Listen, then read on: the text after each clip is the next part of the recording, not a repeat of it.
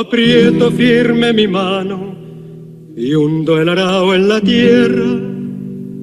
Hace años que llevo en ella, como nuestra gota.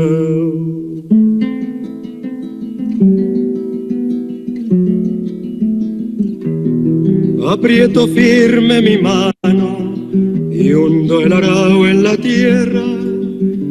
Hace años que llevo en ella, como nuestra gota. Vuelan mariposas, cantan grillos, la piel se me pone negra y el sol brilla, brilla y brilla.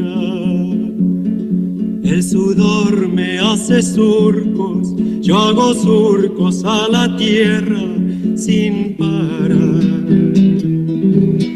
Vuelan mariposas, cantan grillos, la piel se me pone negra y el sol brilla, brilla y brilla. El sudor me hace surcos, yo hago surcos a la tierra sin parar.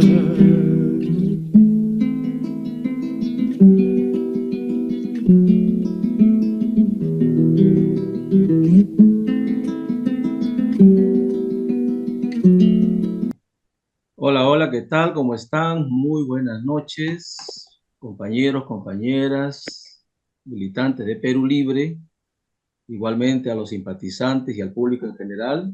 Les damos la bienvenida a este conversatorio político, conversatorio perulibrista. Después de 2 semanas de estar descansando por múltiples actividades del partido, estamos retomando nuevamente las escuelas, los conversatorios, y con la única finalidad de concientizarnos un poquito más, de aprender del pasado, y qué mejor leyendo a José Carlos Mariátegui. Hoy nos toca desarrollar un tema muy importante, que es el tercer ensayo del libro 7 ensayos de la realidad, de interpretación de la realidad peruana. Hoy va a exponer un compañero invitado, y ya desde ya le damos la bienvenida. Para la presentación vamos a saludar y también invitar a la compañera Blanca Dávila, una compañera combatiente, muy identificada y comprometida con nuestro partido Perú Libre, coordinadora también del distrito de Cieneguilla, ¿no? Pachacama. En ese sentido, la compañera Blanca tiene la palabra. Muy buenas noches. Buenas noches, compañeros. ¿Se me escucha? Sí, sí. ¿Me escucha? ¿Sí? Bien. Buenas noches, compañeros. Ante todo, agradecer el tiempo que ustedes brindan a la formación, su formación ideológica. Eso es algo que tenemos que tener presente siempre, compañeros. En este momento, el compañero Luis Ayambo, marxista, sanmarquino, va a exponer el tema, el tercer ensayo de José Carlos Mariátegui sobre la propiedad de la tierra. El problema de la tierra, compañeros, es un problema, gracias. El problema de la tierra, compañeros, es un problema que hasta ahora pues lo tenemos, ¿no? Es un problema que se basa más que nada en un problema socioeconómico, ¿no?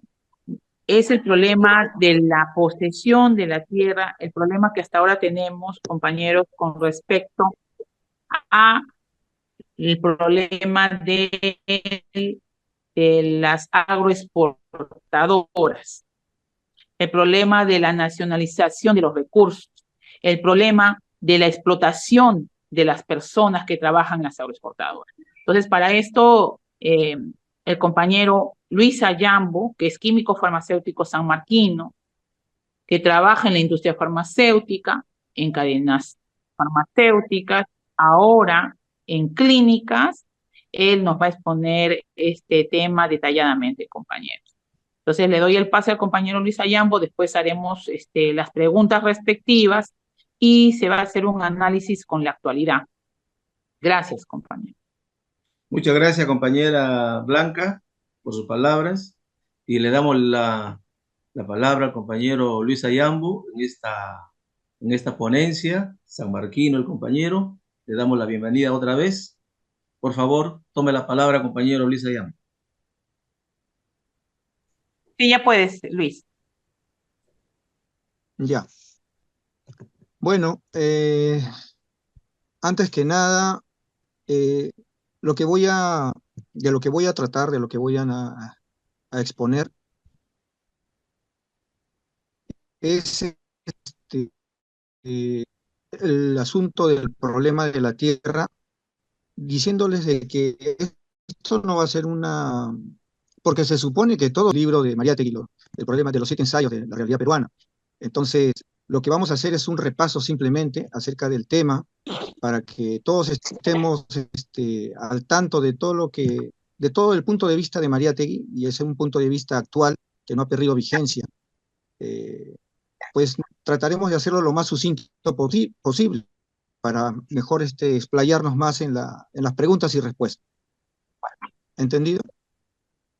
Sí, está bien. Ha sido, se escuchó bien, ¿verdad? Sí, sí. Se Sí. escucha bien. Ya, ya.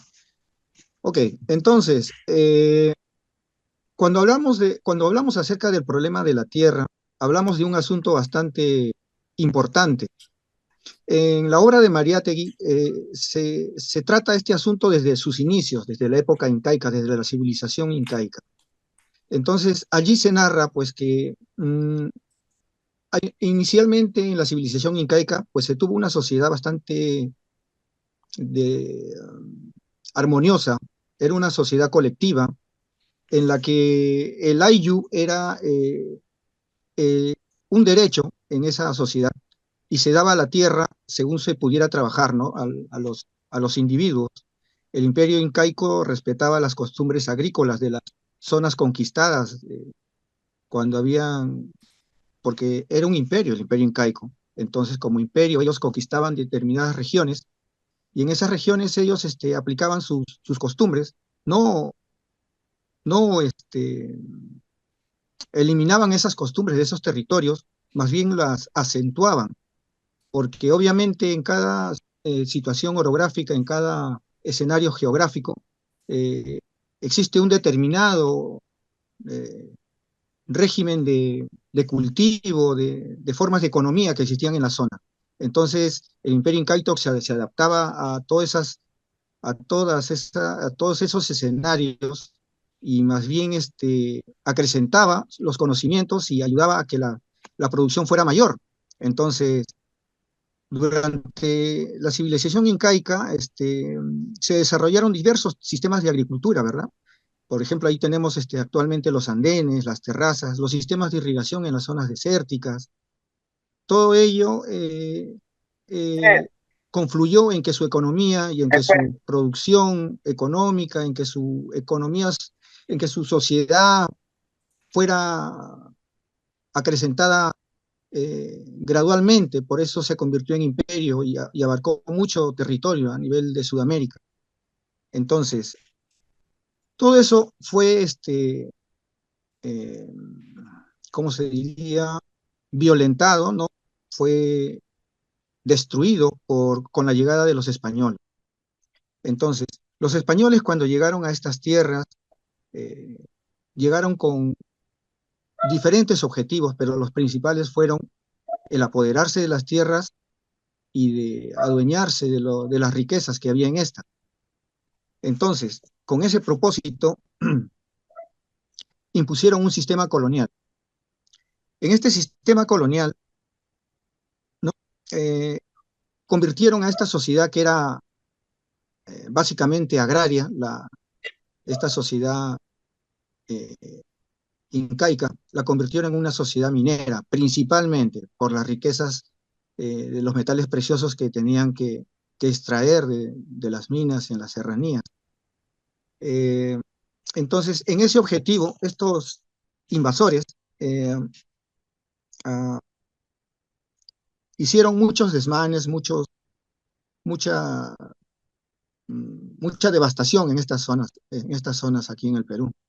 Éramos en una población de 10.000 indígenas, lo digo éramos porque yo tengo ascendencia de parte de mi madre, 10.000 indígenas que habitaban en esta zona y se fue reduciendo hasta 1 millón con el asunto del coloniaje. La visión del español cuando llegaron a estas tierras no tenían una visión, un objetivo productivo, muy por el contrario, era de despoblamiento. Ellos no le dieron el valor económico a, a la mano de obra, al hombre, al individuo. Entonces, muy por el contrario, muy contrastado con lo que sucedía, por ejemplo, en la colonización que hubo en el norte, por ejemplo, ¿no? En Estados Unidos, ¿no? Que fue diferente, fue diferente. Aunque hay una diferencia. Allá en Estados Unidos se despobló también, hubo bastante despoblamiento de indígenas. Acá en estas zonas en el Perú permanecen muchísima cantidad de indígenas y se reprodujeron rápidamente. Allá en Estados Unidos hay poca población indígena, porque ¿no? Hubo un bastante despoblamiento también, pero allá el colonizador o el pioner inglés que vino a esas tierras norteamericanas, lo que hicieron es eh, trabajarlas ellas mismas principalmente, no utilizaron mano de obra externa, aunque sí, eso fue principalmente en las zonas del norte, en las zonas del sur sí se trajeron esclavos, se trajeron incluso esclavos negros, porque no había mano de obra indígena, las habían exterminado. Igual sucedió también acá en el Perú, se exterminaron grandemente la población indígena, lo cual no hubo mano de obra para poder trabajar las tierras y se tuvo que traer esclavos del África. Eso indica pues un retroceso en el sistema económico que era luego de transcurrir un tiempo en el virreinato que era feudal, se retrocedió a un sistema esclavista. Entonces, eh, eh, en este afán de los españoles de extraer las riquezas, de adueñarse de las tierras, estas tierras peruanas cambiaron de dueño, ¿no? Ahora ya no eran los indígenas los propietarios, sino ellos, los criollos que se adueñaron de estas tierras. Entonces, desde allí surge el problema hasta el día de hoy con respecto a nuestra economía en el Perú. Bueno, eso después. Ahora continuemos con el asunto en el virreinato. En este virreinato se acentuó la sociedad feudal. El gamonalismo surgió, el latifundio, las grandes haciendas en manos de los criollos. En esta economía feudal no hay democracia, solamente hay servidumbre. Estos señores criollos, dueños de extensos territorios, iban contracorriente de lo que sucedía allá en las zonas en el continente europeo, donde ya se iba formando una burguesía incipiente y se iba formando lo que iba a transformarse en la industrialización y donde se iba extinguiendo el feudalismo allá en Europa. Acá, sin embargo, con el coloniaje era todo lo contrario. Con la llegada de la independencia, que los movimientos revolucionarios de independencia acá en Sudamérica, no se logró erradicar el feudalismo, más bien todo por el contrario se acentuó. No teníamos esa pequeña burguesía que aunque fuera incipiente pudiera producir un cambio en nuestra economía, en nuestras formas económicas en el Perú. Entonces, lo que hubieron fueron terratenientes, latifundistas, que concentraban sus privilegios y no los perdieron con la conquista, con la revolución de independencia. Eh, Hay que tener en cuenta también, eh, estas tierras que tenemos en el Perú eh, permanecen ah, en pocas manos, en pocas manos. Entonces, eh, el latifundista, el que tiene privilegios en el Perú, fueron intermediarios de los poderes o de las concentraciones ah, de poder extranjeros. Es así que en ese tiempo habían dos poderes grandes en el mundo, que era el imperialismo inglés y el imperialismo español. Es obvio y es conocido que el imperialismo español cayó, declinó, y el imperialismo inglés fue el que se quedó con ese poder que tuvo el imperio español. Entonces, es así que ese imperio español declinó y pasamos de las garras del imperio español al imperio inglés. Y estas tierras, indirectamente, ya no tienen dueños, este, mm, digamos, de, de origen español. Ahora actualmente tenemos tierras ya manejadas indirectamente por el imperio inglés, que hasta el día de hoy, eh, el imperio anglosajón, que hasta el día de hoy eh, tiene su poder. Eh, Ahora ya por intermedio de Estados Unidos, que es el nuevo imperialismo, ¿no? Manejan todo esto. Simplemente los oligarcas que surgieron en esa época, en la época colonial, eh, son intermediarios de ese poder, son intermediarios. Entonces, decimos así que esta aristocracia que surgió, esta oligarquía que surgió con la revolución, con la independencia en el Perú, no ha perdido su poder y más bien lo acentuó. Esta fue apoyada desde el exterior en ese tiempo por el imperio inglés, porque dieron los préstamos para esa revolución. Ellos financiaron las revoluciones que vinieron desde el sur y del norte con San Martín y con Bolívar. Ellos, por intermedio de la masonería. Eso ya es otro tema, pero San Martín, Bolívar eran masones y recibían financiamiento de la banca inglesa. Entonces, bueno, este, eh, esta clase oligárquica apoyada desde el exterior y por el militarismo que hubo en diferentes gobiernos aquí en el Perú, este, acrecentaron o fortalecieron la oligarquía peruana. Entonces, eh, esta, esta, estos acontecimientos retardaron el surgimiento de una burguesía aquí en el Perú, aunque sea incipiente, lo retardaron tanto, contrastado con lo que estaba sucediendo en el exterior, en Europa o en otras zonas, ¿no? En Inglaterra, donde ya la burguesía se estaba desarrollando, y incluso ya en Francia ya incluso derrocaron a- por medio de la Revolución Francesa a este sistema feudal, ¿no? E implantaron el capitalismo, lo que conocemos como capitalismo. Entonces, eso no sucedió por acá. Aquí permanecieron esos derechos de esos señores feudales hasta, hasta formar ese sistema oligárquico, ¿no? En el Perú. Entonces, esto continuó en el Perú y se desarrolló y creció y permitió eh, con el tiempo, esta burguesía se formó en el Perú ya retrasadamente, ya, ¿no? Retrasadamente, y se desarrolló con el civilismo, con el desarrollo del partido civil en el Perú, ¿no?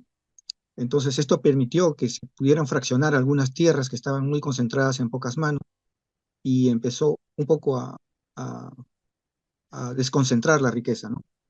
Entonces, esta burguesía creció y se acrecentó más, eh, y obviamente también con ellos las tierras, en manos más, mm, ya no tan concentradas, con la burguesía, con el comercio del guano y el salitre.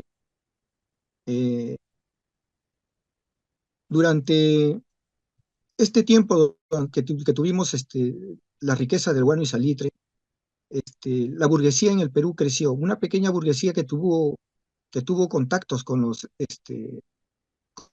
sobre todo con el imperio inglés, que es la que financiaba y comercializaba principalmente estas riquezas, hizo que creciera esta burguesía en el Perú. Era una burguesía obviamente derivada de esos poderes iniciales que tuvieron, que era la aristocracia, la oligarquía, latifundista, y mm, esta burguesía creció poco a poco y estos se convirtieron en intermediarios con estas empresas extranjeras. Aunque hubo una, una reivindicación cuando Velasco hizo la reforma agraria, eh, no se ha logrado, ¿no?, completamente democratizar las tierras. Entonces, tenemos así pues que tenemos en el Perú todavía, actualmente, eh, a ver, un momentito, actualmente tenemos con datos del año 2010 eh, que, por ejemplo, el grupo Rodríguez, Pastor y Gloria tienen un total de 29.900 hectáreas en el Perú, ¿no? Así tenemos que son dueños de Casagrande, San Jacinto, Cartavio, Chiquitoy, dedicadas a comercializar el azúcar, ¿no? Bueno, tenemos también el Grupo Romero, que son dueños de 25.000 hectáreas, eh, en Piura, Tocache, Barranquilla, en Loma, San Martín, con las haciendas de Cañabrava, Palmas de Espino, Palmas de Xanxuy, Agrícola Caimarachi, Guando, etc. Y así tenemos diferentes tipos diferentes hacendados que continúan hasta nuestros días, que surgieron pues desde esas épocas iniciales del nacimiento de lo que es el Perú. Tenemos también el Grupo Oviedo, el Grupo Wong, el Grupo Manuelita, Bustamante, con miles y miles de hectáreas en su poder. Entonces, eh, este asunto no es un asunto antiguo, sino es un asunto actual que, que tiene que ver con nuestra economía, tiene que ver con nuestro estado actual de las cosas. Entonces, eh, esta visión de Mariátegui del problema de la tierra en los 7 ensayos de la realidad peruana es bastante actual, no es algo que sea antiguo. Entonces, eso sería básicamente la exposición de ahora. Quisiera más bien ampliarme más en las preguntas. Muchas gracias, Aló. compañero Luis Ayambo. Muchas gracias. Vamos a pasar a la siguiente ronda de preguntas y algunos aportes que los compañeros quisieran hacer respecto al tema que estamos desarrollando, ¿no? Concentrémonos en el tema. Es el libro Siete ensayos de interpretación de la realidad peruana de José Carlos Mariátegui. Estamos tocando el tercer ensayo, que es relacionado al problema de la tierra, ¿no?, que también se relaciona bastante con el problema del indio, ¿no?, que hemos desarrollado ya también los domingos anteriores, ¿ya? En ese sentido, compañeros y compañeras, si alguien quisiera participar, por favor levante la mano para que la participación sea también ordenada. ¿Algunos compañeros que desean hacerlo? Por favor. Quisiera preguntar al expositor si después de la distribución de tierras que hizo Velasco entre el campesinado, la sociedad se ha convertido en un país capitalista, ¿sí o no? ¿Y por qué? Lo que decía el compañero que ha preguntado, este, preguntaba en su alocución de si éramos un país capitalista, me dice. Esa es su pregunta. Eh, el Perú, a pesar del tiempo que ha transcurrido, se podría considerar todavía semifeudal y semicolonial, viéndolo desde un punto de vista bastante amplio. Eso hace de que, a ver, veamos desde el principio. Vamos a ver, yo quisiera analizar este asunto desde el principio, según la historia. Como les decía, hubo dos imperios, dos imperialismos hace muchísimo tiempo, el imperio inglés y el imperio español. Estos luchaban entre ambos por el dominio de tierras, el dominio del mundo entre ellos. Y obviamente, y es conocido, pues que el imperio inglés dominó al imperio español y le quitó sus tierras, porque esto de las independencias que sucedieron en Sudamérica fueron eh, financiados y organizados por Inglaterra para quitarle los territorios a los españoles. Entonces, hasta el momento y hasta el día de hoy, este dominio de este imperio, que pasó luego al imperio inglés, eh, no, seguimos siendo dominados y controlados desde el exterior.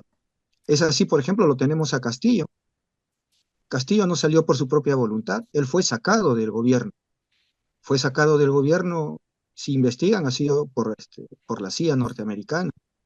Eh, y, ¿Y eso por qué lo hacen?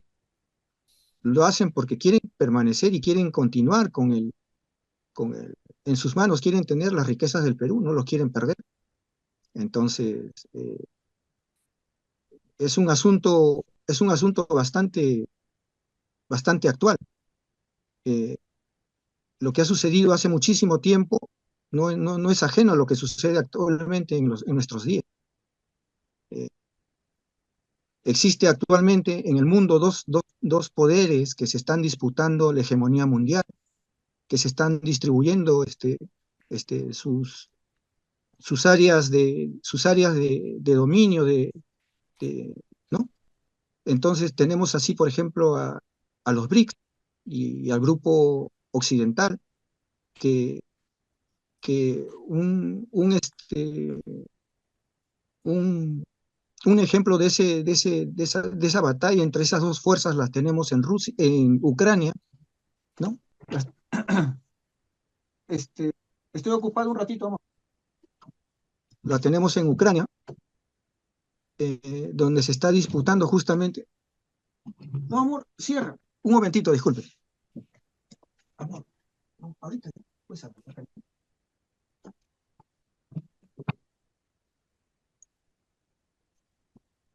disculpen un momento, era No se mi preocupe, nietita. no se preocupe. Entonces, como les decía, en Ucrania se está batallando estas dos fuerzas por el reacomodo económico a nivel mundial, porque existe una transformación que se está sucediendo actualmente. Y esa lucha se da en el Perú también, se está produciendo en el Perú. Entonces, obviamente, y es conocido que toda Sudamérica se le conoce como el patio trasero de Estados Unidos. Eh, Ellos tienen gran influencia, sobre todo acá en el Perú, en Colombia, en Chile, eh, en, eh, en sus aspectos internos. Me refiero, por ejemplo, acá en el Perú, la CIA norteamericana, en la Marina, por ejemplo, tiene gran influencia y están bastante infiltrados. Y igualmente en diferentes países, y ellos hacen y deshacen cuando quieren.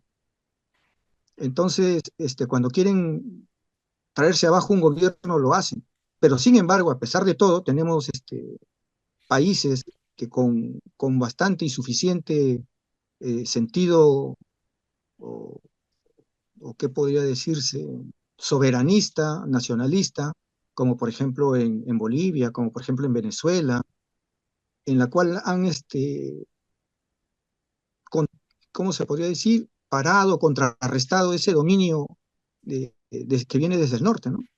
Entonces, tenemos pues a grandes rasgos ese asunto. Y acá en el Perú se está realizando actualmente esa lucha entre esos dos poderes. Tenemos así, por ejemplo, en Chancay, que es parte de ese bloque de los BRICS, que tiene ¿no? su movimiento ahí, su acentuamiento en el suelo peruano. Y también tenemos a Estados Unidos, que quiere desarrollar el puerto de Corío, y también que quiere desarrollar una área espacial, tengo entendido, en el norte. Entonces, esos dos poderes están luchando, espacios geográficos, espacios de riqueza para hacer ¿no? sus dueños, ¿no? Bueno, continúen con las preguntas, por favor. ¿Algún compañero desea hacer algunas preguntas? Liberato, tome la palabra.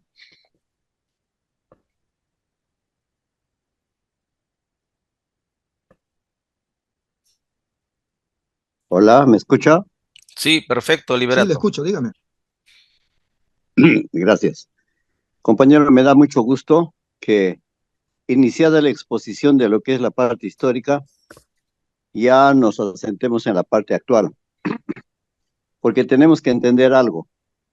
Los políticos tenemos que mirar más hacia el futuro, hacer una perspectiva de país de cómo queremos dejar cuando llegamos al poder. Si no tenemos una planificación del desarrollo de un país, obviamente como políticos fracasamos.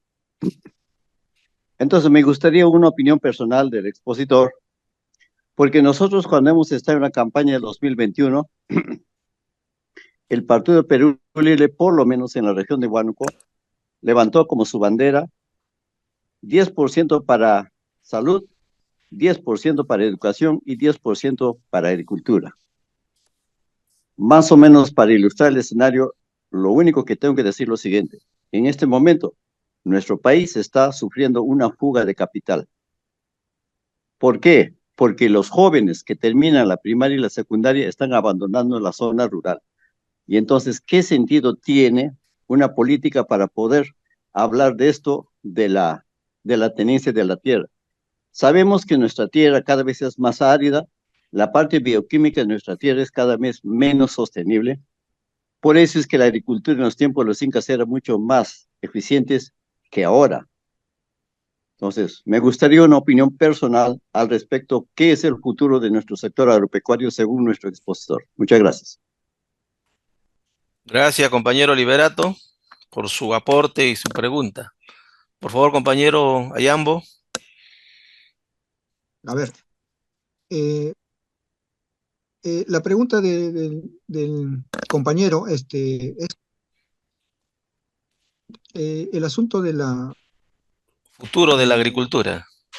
del futuro de la agricultura y de los jóvenes que emigran y se van al exterior y todo ello. Todo ello va aparejado, no va ajeno al aspecto económico y al sistema de gobierno, al modelo económico que llevamos en el Perú. Obviamente, eh, el poblador de las zonas rurales, eh, como no ve, no, a ver, el Perú es un país centralista hasta el día de hoy, no ha cambiado, todo está centrado en Lima. Las regiones no tienen el poder suficiente para mantener a su población en esas zonas porque las riquezas de esas zonas, digamos, la minería, qué sé yo, el agro, puede ser en la selva, por ejemplo, el caucho, qué sé yo, el litio en Puno, etcétera. Esas riquezas no están en manos de- del Estado peruano. Esas riquezas van a ir o están en manos extranjeras. Y como tal, esas riquezas se van al extranjero, no quedan en el Perú. Entonces, esas zonas que son explotadas y saqueadas de sus recursos permanecen en estado, ¿cómo puede decirse? No se desarrollan, porque no se invierte en la zona. Entonces, no hay futuro para para un, para un poblador de esas zonas, en esas zonas poder desarrollarse y tener un futuro prometedor. ¿qué es lo que hacen? Vienen a Lima o se van al extranjero para hacerse un futuro mejor. Entonces, todo ello va aparejado justamente por el modelo económico que tenemos. Entonces, esa sería la respuesta. Gracias, compañero Mayambo. La compañera Uberlinda había levantado la mano. Por favor, puede participar. Bienvenida. Sí, muy buenas noches, camaradas. Ante todo, para saludar la escuela que se está desarrollando el día de hoy, también agradecer al maestro que está brindando el desarrollo de esta escuela tan importante. Y bueno, y un saludo a todos los presentes, ¿no? Y Gracias. bueno, mi pregunta sería con respecto a, bueno, ya de alguna manera ha venido dándonos ya algunas ideas acerca del tipo de economía que tenemos, ¿no? El maestro. Y mi pregunta sería, ¿cómo podríamos caracterizar a nuestro país económicamente, ¿no?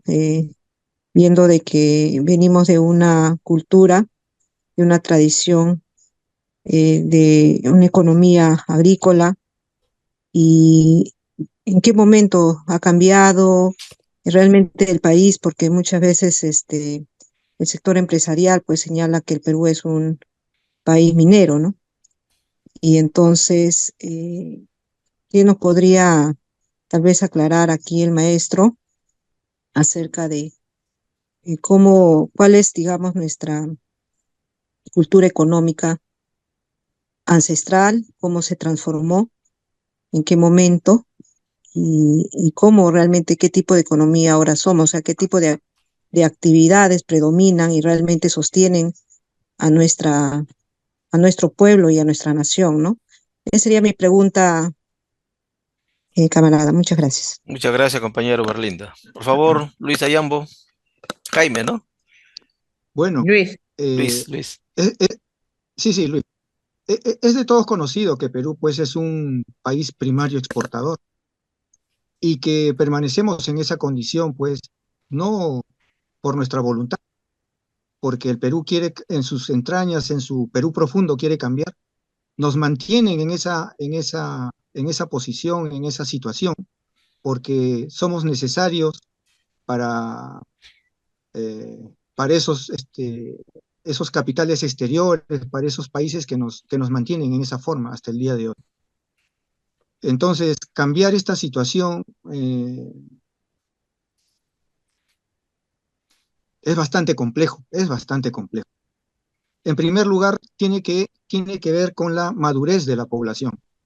Si la población no está, a ver, una de las formas que tiene estos poderes grandes que manejan a otros países como al Perú, de mantenerlos en la situación como están, es pues, son diferentes aspectos, son diferentes aspectos. Uno de ellos es mantener a la población ignorante. Cuanto más ignorante es una población, menos sepa de su historia, es una población que nunca se va a rebelar y nunca va a promover un cambio en la sociedad. Ellos promueven el analfabetismo, muy por el contrario de lo que se supone que debería ser. A ellos les conviene una población analfabeta. Ahorita actualmente nos encontramos en los últimos puestos de los exámenes PISA a nivel mundial. Eso indica o es un indicador pues del bajo nivel educativo que tenemos. Hay que aclarar, falta algo, ser mayor claridad para entender lo que está ocurriendo ahora y lo que debemos luchar para cambiar esta situación.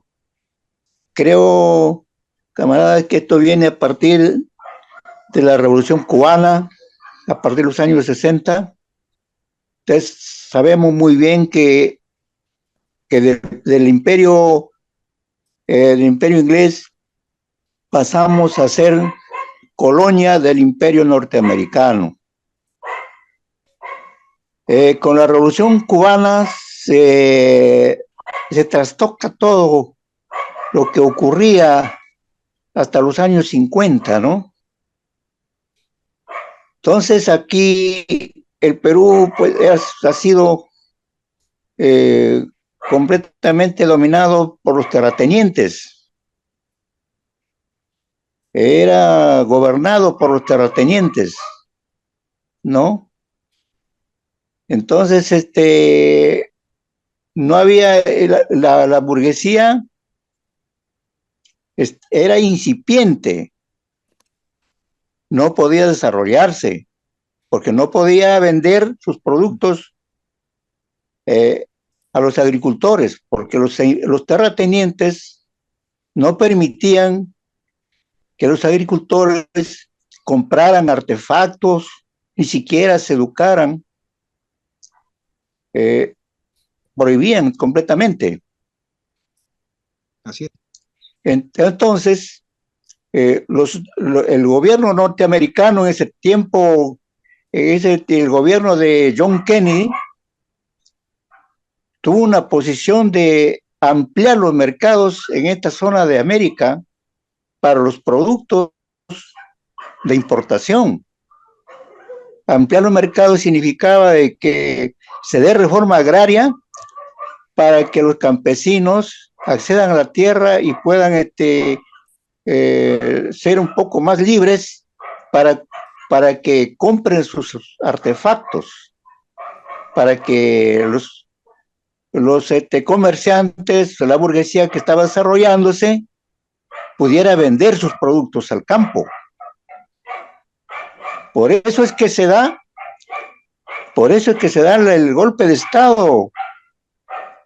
No olvidemos de que desde antes los militares eran capacitados en Norteamérica, siempre lo han sido.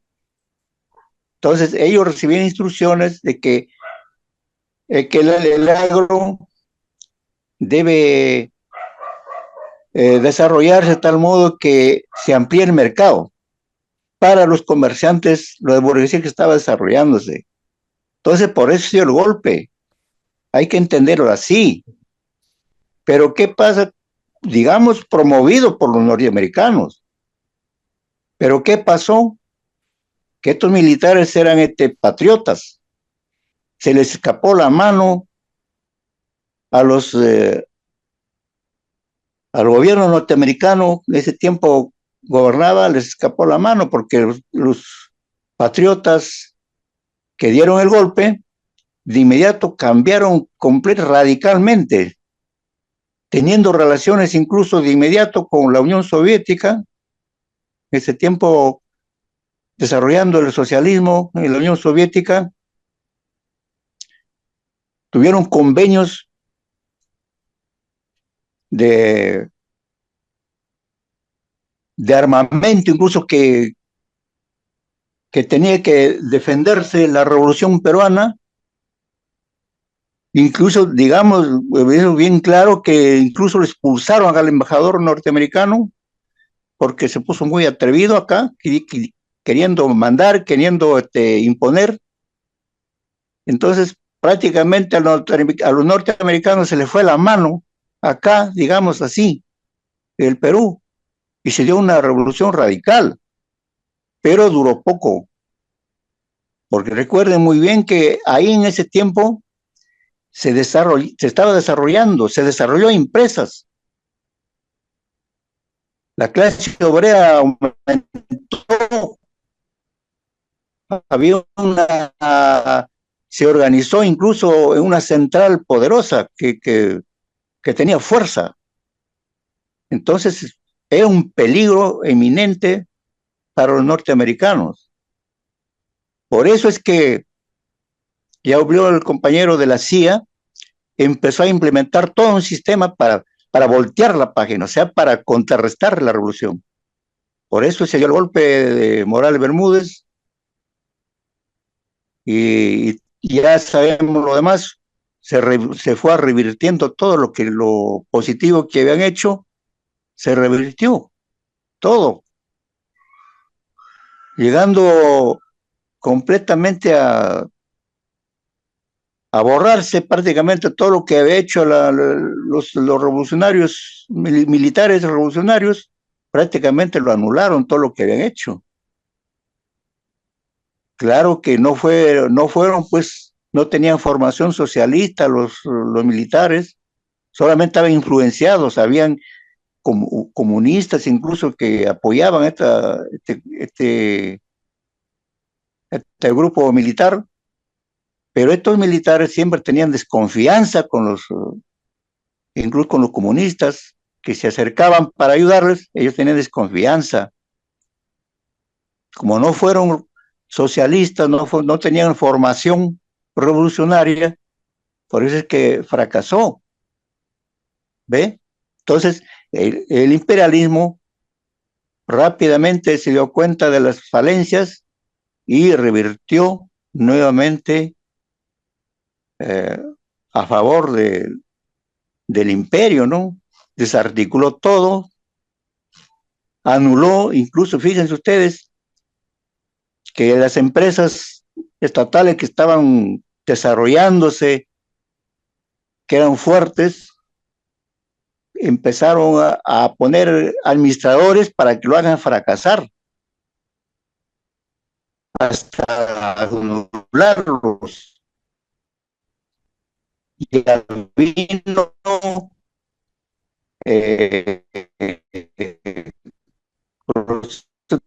los gobiernos, el Fujimori prácticamente anularon todas las empresas estatales, los remataron. Imagínense las empresas, ¿por qué? Porque según ellos, las empresas estatales no son eficaces, no son eficientes, por eso hay que hacerlo, hay que desactivarlos y hay que privatizar todo, y todo privatizaron, pero por orden, por manejo del imperialismo norteamericano. Eso hay que entenderlo bien. El imperialismo norteamericano es que domina la economía, camaradas. El imperialismo norteamericano es que ha redactado esa constitución de 1993. No nos olvidemos eso. No nos olvidemos también de que el chino, el Fujimori, quiso cambiar aquel país con tecnología japonesa. Fue a Japón, apenas fue gobierno, fue a Japón con el emperador, y el emperador Hirohito fue que le dijo: señor Fujimori, vaya usted primero a Estados Unidos, converse qué le dicen ahí. Entonces, imagínense, porque Estados Unidos dominaba y domina todo el mundo. ¿Qué sucede? Que va Fujimori a Estados Unidos y allá le dicen, el gobierno de Bush ya le dice: señor Fujimori, las ventajas comparativas del Perú son las minas. Cambie la constitución del el marco legal apropiado y verá, Perú va a ser una potencia porque las minas le va a dar plata. Luego se dio todo lo que ya conocemos. Yo se dio el golpe, cambiaron la constitución y privatizaron todo para que vengan los inversionistas. Vinieron los inversionistas, imagínense ustedes, estos inversionistas, ¿qué hacen? Sobornan al presidente, sobornan a los congresistas, sobornan a los alcaldes, a todo lo que a los jueces, fiscales. ¿Para qué? Para que les regalen prácticamente todo lo que las riquezas que tenemos. Eso es lo que está sucediendo, camaradas, entenderlo muy claro. Eso tiene que ver con la salida de Castillo. Entonces, ¿qué sucede? Que por estos vendepatria están volviendo millonarios con las coimas de las empresas transnacionales. ¿Para qué? Para favorecerles, para defenderles, para cuidarles los intereses de ellos. Y así estamos. Por eso es que no vamos a salir nunca de este atraso si no cambiamos radicalmente, camaradas. Tenemos que lucharla, pero hay que lucharla. Hay que hacer concientizar a la población. La población prácticamente está adormecida, está adormilada por la educación que hace 30 años no se da educación en el país. Se han anulado todos los programas que enseñaban a investigar, a defender lo nuestro. Todo eso se ha anulado. Ahora solamente te dicen que solo tú eres y no te fijes en el resto, que tú vas a ser el que vas a salir adelante y vas a triunfar. Eso nomás te dicen los colegios y hasta en las universidades.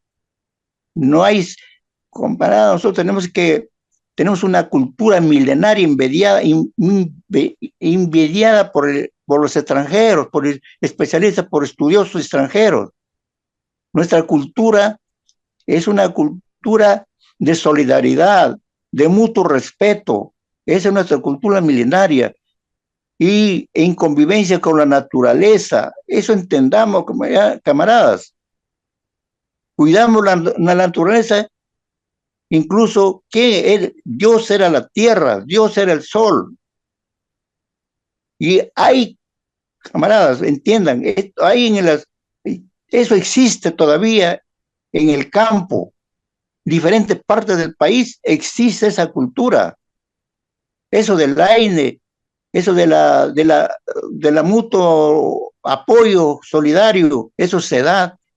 Acá nomás, fíjese usted, aquí esta capital que está poblado casi por provincianos, gente venida de las chacras, de las tierras, aquí se han asentado en Lima, pero tienen en su corazón la solidaridad. Eso se da, camarada, eso se da, existe. Eso hay que valorar y eso hay que reafirmar para cambiar el país. Hay que exigir la educación. Todo país ha progresado por su educación, por su salud. Aquí se ha descuidado la educación y la salud, pero proveniente por ese concepto norteamericano de que la gente no comprenda su situación y deje pasar las cosas. Le están robando y no se dé cuenta. Eso es lo que está sucediendo en el país, camaradas. No vamos a cambiar si no luchamos permanentemente. Existe un partido que es el único partido revolucionario que es Perú Libre, pero estamos calladitos. Hay camaradas que estamos haciendo algunas reuniones por aquí con los vecinos, estamos haciendo concientización, pero hay que hacerlo masivo, camaradas. Si no, no vamos a cambiar nunca. Vamos a seguir así, siempre sometidos. Ese tal vez algo me queda, camaradas, pero eso es lo fundamental que quería yo aportar, camaradas. Muchas gracias. Muchas gracias, compañero Gracias. Ignacio Moreno de Puente Piedra, por su reflexión. Así es, camarada. Y vamos a tener que, como partido, como militantes, continuar con este tipo de debates, de conversatorios, donde la militancia participe, ¿no? Con sus preguntas, con sus aportes, que es muy importante. Agradecemos también al compañero Luis Ayambo también. Compañero Edson había levantado la mano. Sí, compañero. Buenas noches con todos. Buenas noches. Sí. Sí, estoy hablando de otro celular porque el mío se ha un poco congestionado. Buenas noches a todos, felicitarlos, sobre todo al exponente, ¿no? Y a las participaciones que he escuchado, ¿no? Son muy interesantes, sobre todo en la parte del pensamiento crítico, ¿no? Cómo actualizar esos enseñanzas que nos ha dejado José Carlos Mariátegui, ¿no? A la actualidad, ¿no? Justamente él declaraba así, ¿no? De que su obra es inconclusa, ¿no? Y que nosotros debemos desarrollarla en nuestro tiempo, ¿no? Esa es la tarea que nos ha encomendado en cada época, ¿no? En especial ahora nosotros a Perú Libre, ¿no? A concluir o a terminar lo que está pasando en estos momentos, ¿no? Yo había puesto el tema del indio, ¿no? En el cual Mariátegui plantea, ¿no? Como dos ensayos juntos, ¿no? El problema del indio y a continuación el problema de la tierra, que es uno solo en realidad, ¿no? En el problema del indio plantea una dualidad, ¿no? Siempre es el indio y su oponente va a ser el gamonalismo, ¿no? El latifundista, ¿no? En ese sentido, en el problema de la tierra, ¿no? Vemos que desarrolla la parte de nuestra burguesía republicana, ¿no? Una falsa burguesía, ¿no? Porque en realidad no ha desarrollado, ¿no? O en todo caso, esa sería mi pregunta para el expositor, ¿no? ¿Cuál es esa eh, referencia, ¿no? Que hace Mariátegui, si todavía está vigente, ¿no? Con la actualidad que tenemos hoy en día, sobre esa burguesía, entre comillas, ¿no? Porque en realidad, todo en la época republicana, en la época de Mariátegui, ¿no? Habla de este, una burguesía feudal, ¿no? Casi feudal, una burguesía básica, ¿no? Una economía, extractiva, no más que nada, ¿no? En ese término, Mariátegui termina la segunda parte de su ensayo, ¿no? Afirmando que la solución del problema del indio tenía que ser una solución social, ¿no? Y que sus realizadores deberían ser los propios indios, ¿no? Llevándolo al término actual, ¿no? Eso se ha llegado a concretar, ¿no? Porque supuestamente con la llegada de las ideas socialistas, ¿no? En esta época de Mariátegui, ya empezaban a desarrollarse los sindicatos, las asociaciones indígenas, ¿no? Tal vez no a nivel nacional, pero sí a nivel provincial, a nivel local, ¿no?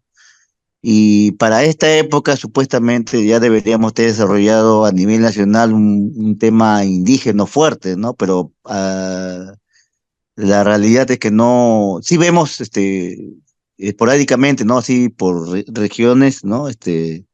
Al indio, pero bueno, al campesino o en lo que en la actualidad corresponde, ¿no? Y también vemos a una burguesía, ¿no? De la otra parte, que digo, la parte del comunalismo, también supuestamente un país netamente extractivo, ¿no? De minerales, ¿no? Que también se llama burguesía eso, bueno.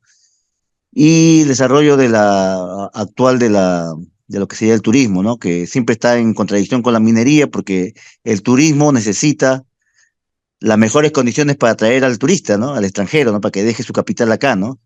Y sin embargo, esas condiciones, una de las condiciones necesarias vitales es el agua. Y en cambio la minería nuevamente se opone a eso, porque país minero dice, ¿no? Entonces se opone drásticamente porque son los principales contaminadores del agua, ¿no? Entonces entre minería y turismo hay una contradicción, ¿no? Que ya se ha visto en televisión también, ¿no? Por ejemplo, el caso de Gastón Acurio cuando criticaba, ¿no?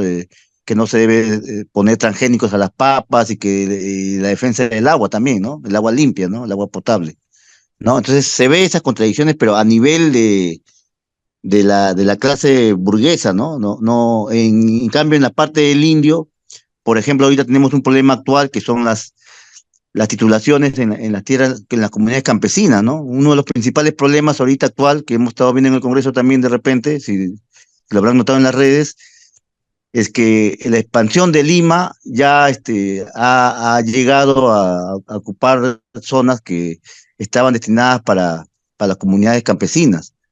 ¿Por qué? Porque estas comunidades, sobre todo lo de la costa me refiero, no hay que confundir,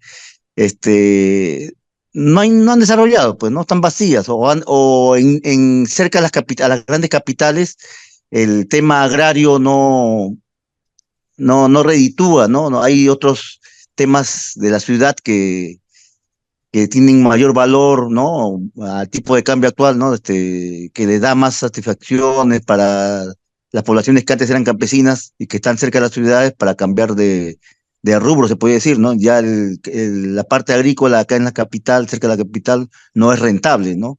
De repente por eso se ha abandonado, bueno, ese es el término, ¿no?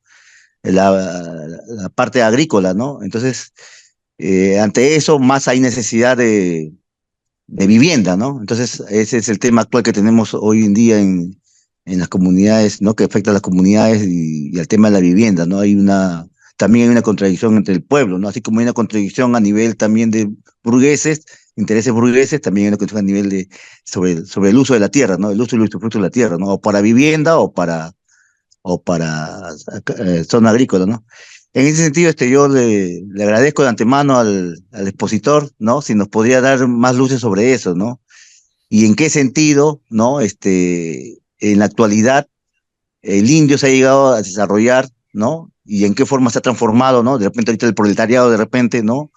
O nosotros, de repente, los partidos de izquierda, ¿no? Pues no solamente Perú Libre, sino hay muchos, ¿no? Movimientos sobre todo, ¿no? Que de repente no han llegado a ser partidos, y cómo se ha desarrollado, ¿no? Si han llegado a ese buen término que quería Mariátegui, ¿no? La unidad, ¿no? Y en el caso de la otra contraparte, que es la parte burguesa, si es que han logrado desarrollar un verdadero capitalismo, ¿no? O una burguesía, como dice Nacional, porque entiendo que en otras partes del mundo la burguesía sí ha funcionado, ¿no? Sobre todo en los países del norte, ¿no? En los países netamente capitalistas, ¿no? Que la parte capitalista sí funciona, ¿no? Para ellos, ¿no? Noruega, Estados Unidos, ¿no? Otros países, claro, a través de la explotación de repente, ¿no? Pero para ellos sí funciona y para estas partes del hemisferio sur, ¿no? África, América, ¿no? Países del tercer mundo, tercermundista no sería el término, bueno, países no alineados de repente, ¿no? Que no se ha llegado a desarrollar el capitalismo, ¿no? Y todavía estamos en ese desarrollo feudal, ¿no? Entonces, en ese término, ¿cuál sería su apreciación, no? De antemano le agradezco la respuesta, compañero. Muchas gracias. Gracias, compañero Edson. Vamos a dar la palabra al compañero Luis Ayambo.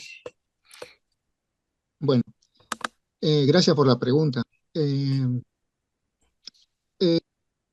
Todo el desarrollo que ha sufrido, que ha tenido el Perú desde sus inicios, no ha sido al azar, ha sido modelizado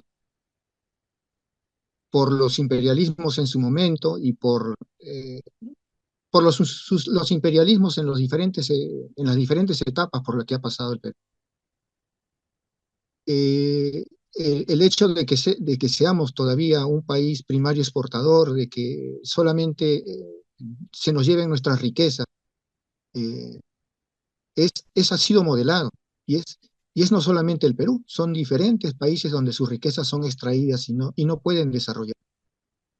Europa y los países que se llaman del primer mundo, entre comillas, ellos son ricos y tienen a su población en un estado que le llaman de primer mundo, gracias a nuestras riquezas, gracias a la pobreza que tenemos los países como el Perú. Eso no es voluntad nuestra, se nos ha impuesto a sangre y fuego. El cambio que podría producirse tendría que ser bastante complejo y tendría que haber un conflicto social, porque esto no puede darse a las buenas. No se puede producir a las buenas, es imposible. Uno de los ejemplos que me gusta mucho fue el de Venezuela, donde gracias a un militar que es nacionalista, ¿no? Como Hugo Chávez, que pudo hacer esa transformación en ese país y pudo contrarrestar el poder hegemónico del norte.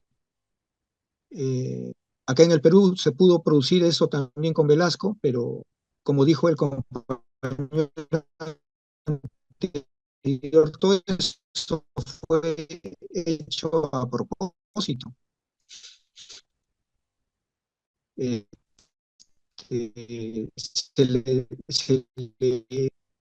Se le puso en el gobierno a Velasco justamente ya con el feudalismo, porque ese era de más benefactual, les es más provechoso, más beneficioso que la población sea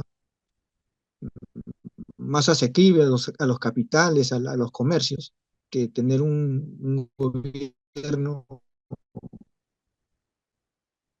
todavía en estado feudal. Y luego, después, por medio de la CIA por medio del... nosotros continuamos siendo modelados, nuestra economía sigue siendo modelada desde el exterior. A ellos les conviene que estemos en esta situación. Entonces, la transformación, el cambio de rumbo, la revolución, tiene que ser desde adentro, tiene que ser desde la misma población, desde la concientización de la gente, desde la madurez de la población, de su situación.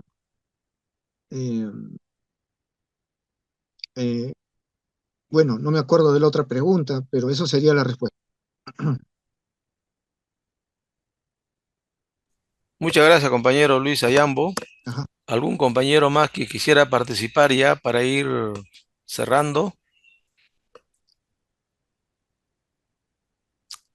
A ver, compañero Liberato, ya por segunda vez, algo concreto, por favor.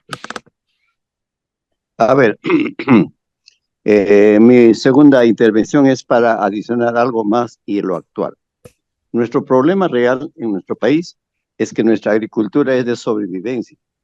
Y esa agricultura de sobrevivencia es porque no se ha implementado como política de educación para la vida. Nos falta criterio empresarial. Si empezamos a hacer una educación para la vida, como lo hacen algunos países muy exitosos, sin tener muchos recursos naturales, y entonces tendríamos que estar pensando en las próximas generaciones en una concepción de hacer cooperativismos y hacer asociatividad. No hay otro camino para que nuestro sector rural pueda desarrollar. En algún momento se escuchó hablar de que nosotros somos un país centralista. Miremos la estructura del Estado. Tenemos gobiernos regionales y gobiernos municipales, inclusive superpuestos. Ellos tienen presupuesto, o sea, el presupuesto del país está llegando a los máximos rincones hasta los centros poblados, pero no tenemos información de cuál es la brecha de infraestructura productiva que necesita nuestro país. En este momento, nuestro Congreso tiene por lo menos 25 profesores, y entonces es el momento de sentar las bases para una educación realmente para la gente del campo.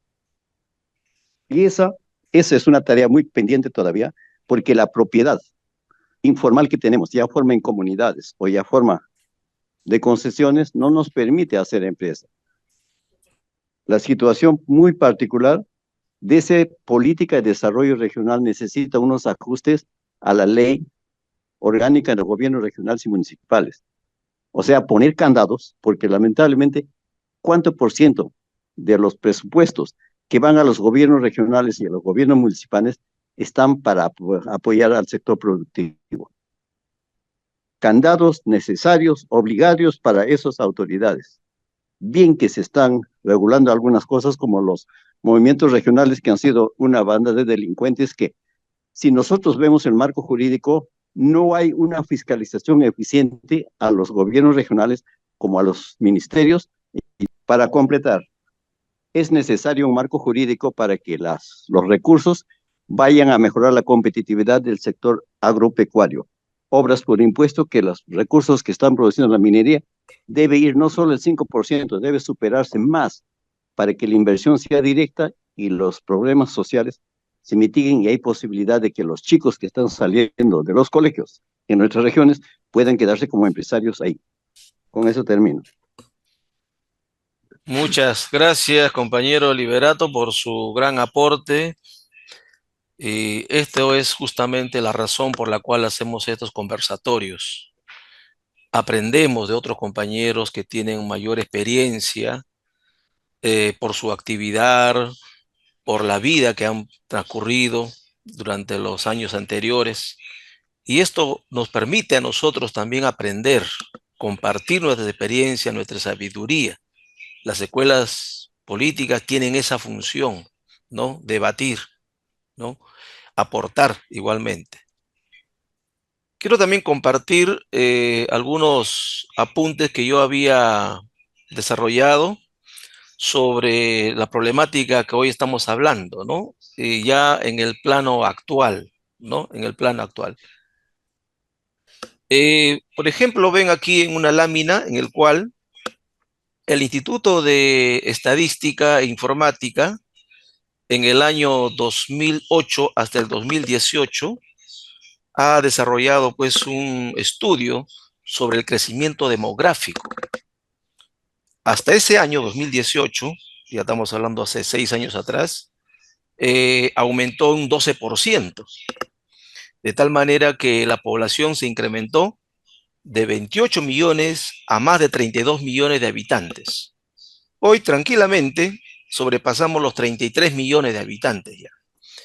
Y la gran mayoría de habitantes está concentrado en Lima. Y por esa razón un compañero decía, ¿no? Estamos viviendo en un crecimiento centralizado, ¿no? Pero ¿qué sucede en las regiones? Sobre todo, ¿qué sucede en el campo? muchos jóvenes ya no quieren estar en el campo, ya no quieren trabajar la tierra. Entonces vienen a las ciudades, ¿no? De sus propias regiones, y muchos se vienen también acá a Lima. Y seguramente muchos compañeros que están en esta sala venimos de provincias, hemos dejado nuestros lugares de origen y nos hemos concentrado aquí en Lima. A raíz de este crecimiento demográfico, entonces hay una gran demanda de comprar lotes. Si no hay lotes, ya cada vez es más escaso, departamentos, casas, ¿no? Por ejemplo, en Caraballo hay una enorme preferencia, ¿no? 34% compra de casas, 31% compra de lotes, departamentos, 14%. Pero no solamente esto ocurre pues en Caraballo, sino también en todos los distritos, ¿no?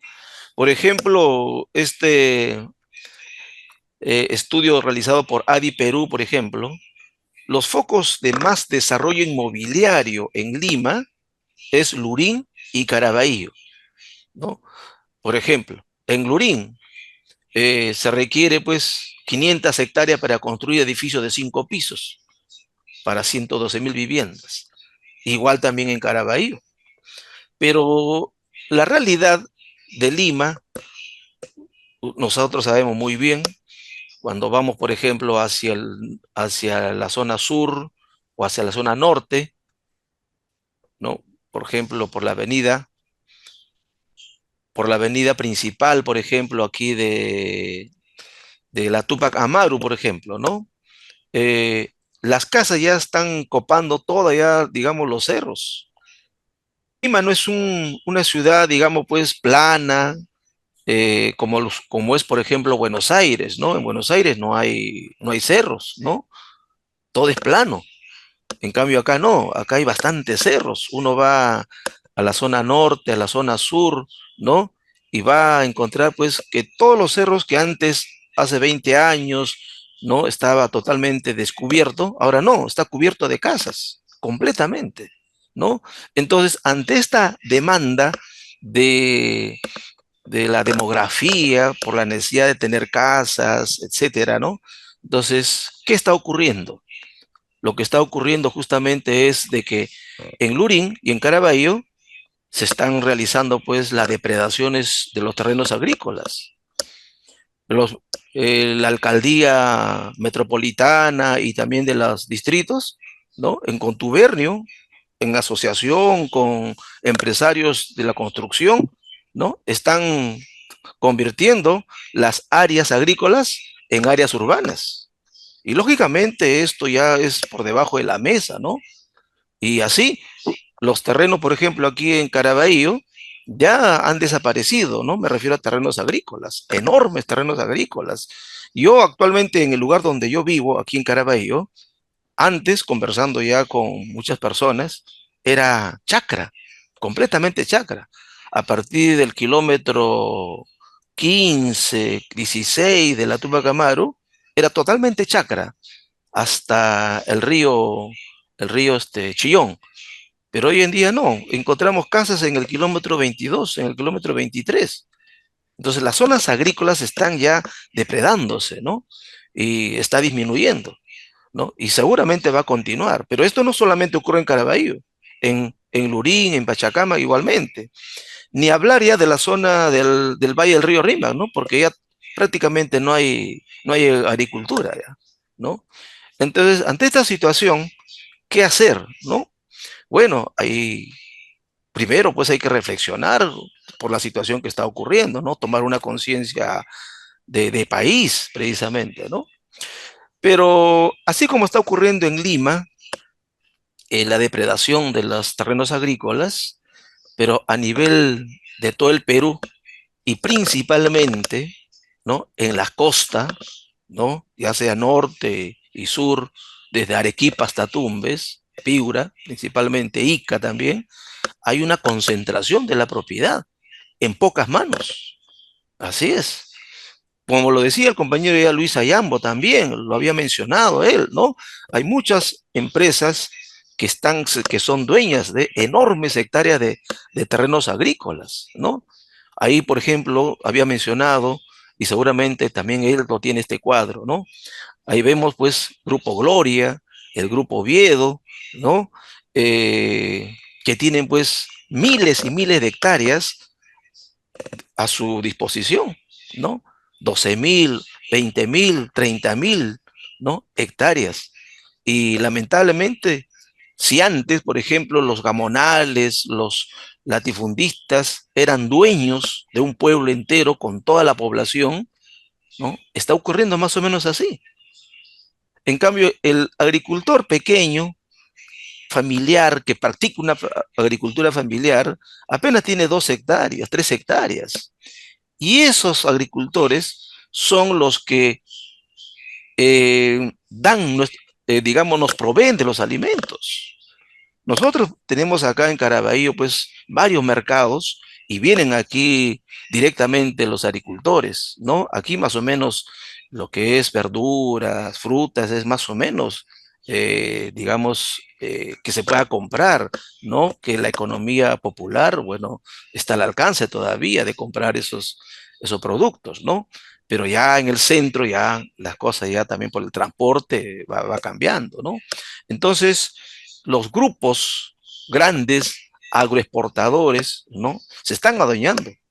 Ya prácticamente, este es un informe ya de muchos años atrás, ¿no? Hay un nuevo informe que no he podido encontrarlo, pero ya prácticamente Ica está a cargo de capitales chilenos, ¿no?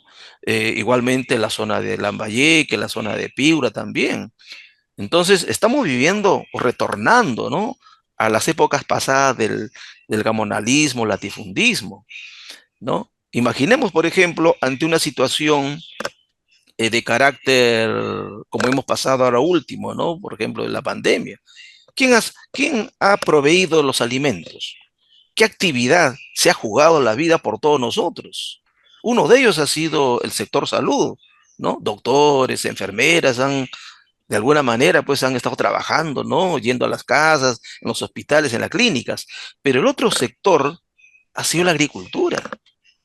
No ha faltado, yo creo que no ha faltado, digamos, la alimentación en los mercados, ¿no? Ha sido proveído de carne, papas, verduras, etcétera, ¿no? Pero eso proviene de las provincias más cercanas de Lima, ¿no? Principalmente del centro. Proviene también de estas zonas de Caraballo, del Lurín, ¿no? Y eso es bastante, digamos, un aporte enorme, ¿no? Sin embargo, también hay voces, por ejemplo, como vemos aquí, José Klimper, empresario agroexportador, si no recuerdo, ha sido también ministro de Agricultura, con PPK, si no me acuerdo bien. Dice, ¿no? Tiene esta posición, poner límites a la propiedad de tierra, de la tierra, es lo menos eficiente, ¿no? El problema que quieren resolver no se resuelve limitando la expansión de la propiedad, la extensión de la propiedad. Bien, claramente, ¿no? Él está de acuerdo, pues, con que los empresarios, ¿no? Pueden comprar sin límites, ¿ya? Terrenos agrícolas. Y esto también en contubernio con el gobierno de turno, ¿no? Porque los proyectos, los megaproyectos de irrigación, Chavimochi, de Majes y otros, ¿no? Que es solventado por el Estado peruano y por lo tanto es solventado por nosotros, al final, ¿quién se beneficia? Se beneficia pues los grandes agroexportadoras. Lamentablemente es así. Pero también hay voces en contra, ¿no? Como por ejemplo Andrés Luna, dirigente agrario, es congresista, ¿no? De Piura, ¿no? Dice, ni 1 hectárea más al latifundio. No concibo al latifundio como salida del agro, de la sociedad rural, porque las rentas de este negocio no se quedan en la región. Los agroexportadores, lógicamente, todos sus productos los lleva al extranjero, ¿no? Las mejores frutas, uva, fresas, manzanas, naranjas, etcétera, la de mayor calidad, como llamamos los productos de primera, lo llevan al extranjero, ¿no? Y lo que queda, lo que sobra, los residuos, ya lo venden a los mercados de aquí de la ciudad, ¿no? Y esto, bueno, pues no beneficia a la sociedad peruana, ¿no? Al pueblo en general, ¿no? ¿Y qué hacer ante esta situación, ¿no? Como decía un compañero también, no hay que quedarnos con los brazos cruzados. Lógicamente que no. Como partido político, nosotros tenemos una propuesta en cuanto a la política agraria, ¿no? En el capítulo 7 de nuestro ideario, ahí está bien claro cuál es nuestra propuesta, qué es lo que proponemos como partido cuando lleguemos ya al gobierno, ¿no? El sector agrícola es un sector especial, ¿no? Así como los otros sectores de educación, salud, igualmente, ¿no? Entonces, hay propuestas, existen, ¿no? Solamente que la gente desconoce. Pero nosotros, como militantes y a través de estas escuelas políticas, estos conversatorios, ¿no? Queremos hacer llegar justamente un granito de arena para la concientización de la gente, para tener una visión de país, conciencia de país. ¿Qué quiero ver a mi distrito de acá a 50 años? ¿Cómo lo quiero ver? ¿Cómo quiero ver a mi Perú de acá a unos 50, 100 años? ¿No? ¿Existe planificación en los gobiernos que de turno de los anteriores? Entonces hay bastante por hacer, compañeros, y yo agradezco a todos los compañeros que han intervenido, ¿no? Con sus grandes aportes, con su sabiduría, también con sus preguntas, y en especial también al compañero Luis Ayambo, ¿no? Por darnos esta cátedra sobre la realidad nacional en el campo de la agricultura, en el campo pues social, ¿no? En ese sentido, le agradezco infinitamente a usted por habernos dado esta charla y esperemos en las próximas escuelas también que nos apoye con su participación. Bien, hasta acá yo termino mi intervención. Si hay algún compañero que quisiera también quizás participar.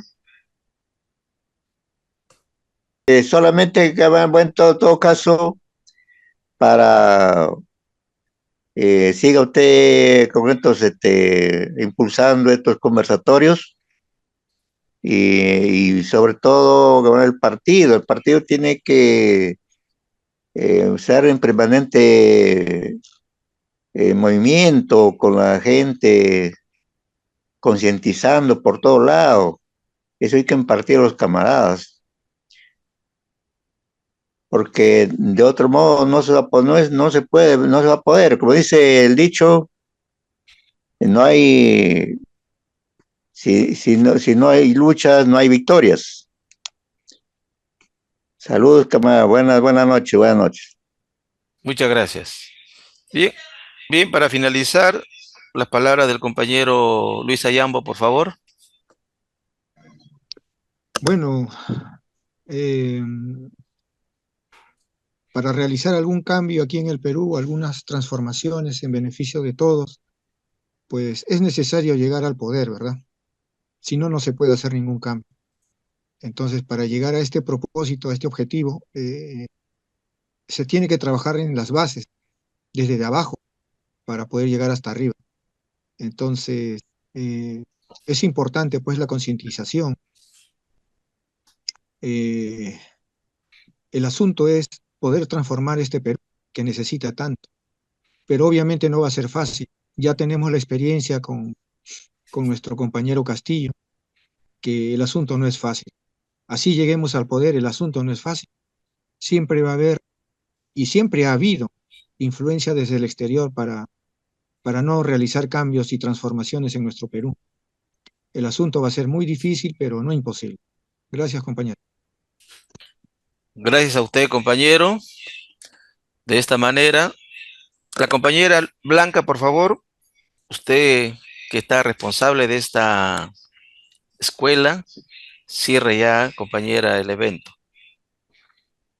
Así es, compañeros, agradezco la participación de todos, agradezco a Bases Caraballo por su preocupación siempre en formarnos ideológicamente y sobre todo agradezco al compañero Luis Ayambo, sanmarquino, marxista, preocupado por el cambio que necesitamos, compañeros, por el cambio que necesitamos los peruanos, por el cambio de este sistema, y para eso, como dicen ambos, tanto el compañero Adrián como el compañero Luis, tenemos que seguir concientizando a nuestros compañeros, seguir concientizando a nuestros vecinos, a nuestra familia, porque si todos no tenemos la claridad de que necesitamos un cambio para poder fortalecer y salir adelante, no vamos a poder avanzar.